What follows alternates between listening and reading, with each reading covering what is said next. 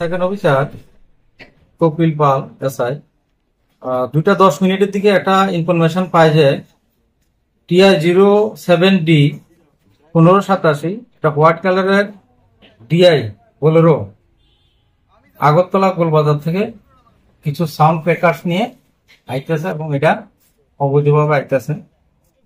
তো এই খবর পাওয়ার পরে বিশালগড় থানার এসআই রাকেশ দেবনাথ এবং বাণিজ্য রিয়ান সাব ইন্সপেক্টর দুইজনে তাদেরকে স্টাফ দিয়ে পাঠায় এবং এটা ইনফরমেশন ছিল যে গোলবাজার থেকে সেটা কলমচড়ার দিকে যাবে। তারা করেমুড়া সেখানে অ্যাম্বুসে বসছিল। সেখানে যাওয়ার পরে গাড়িটাকে পায়, ডিটেন করে। সেখানে ড্রাইভার এবং অ্যাসিস্ট্যান্ট ড্রাইভার ছিল। ড্রাইভার ছিল এমডি লবণ এবং অ্যাসিস্ট্যান্ট ছিল আলামিন মিয়া।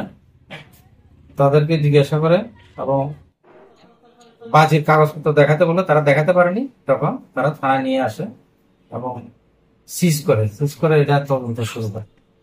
বাজার মূল্য কত হবে স্যার? বাজার মূল্য তো এখন অনুমান করা যাচ্ছে না।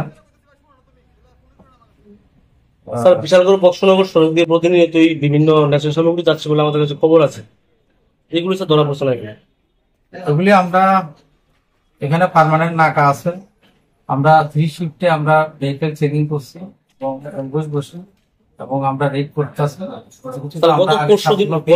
গত পরশু দিন একটা বিক্ষিপ্ত ঘটনা ঘটেছিল টেলিগোলায়, একটা ফেন্সিডিলের গাড়ি ছিনতাই হয়েছিল। এই বিষয়ে কি আপনারা জানেন কিছু? এই বিষয়ে আমার কোনো ধারণা নেই।